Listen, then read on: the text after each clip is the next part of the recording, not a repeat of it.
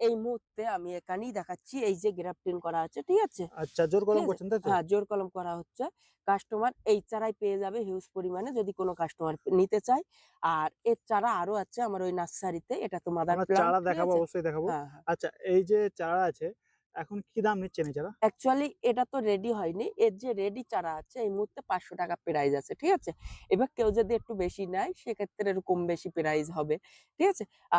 এর প্রাইসটা এই মুহূর্তে বেশি আছে। তার কারণ এই যে ভ্যারাইটিটা এই মুহূর্তে আচ্ছা, নতুন ভ্যারাইটি। ৳৫০০ দিয়ে আমার বন্ধুরা চারা নিয়ে যাবে। চারা নিয়ে যাওয়ার পরে এর যে মর্টালিটির দায়িত্ব কে নিবে? যেহেতু মরার দায়িত্ব বাই চান্স চারাটা নিয়ে গেল, মারা গেল। একটা ৳৫০০ অবশ্যই, গাছের দাম তো। অবশ্যই, অবশ্যই, সেই অবশ্যই। দায়িত্বটা কে নেবে? একটা কাস্টমার যদি চারা নিয়ে যায়, সে চারা যদি জি.আর. মন্ডল নার্সারি থেকে নিতে চায়, ঠিক আছে? আচ্ছা, যে জাকির দা চারার কোনো গ্যারান্টি দিতে হবে। তা আমি গ্যারান্টি দিতে পারবো। অ্যাকচুয়ালি গ্যারান্টি তো মরা জিনিসের হয় না। ঠিক আছে? অবশ্যই। কিন্তু আমি এটার গ্যারান্টি দেবো ততদিন যতদিন সে না বসাবে। ঠিক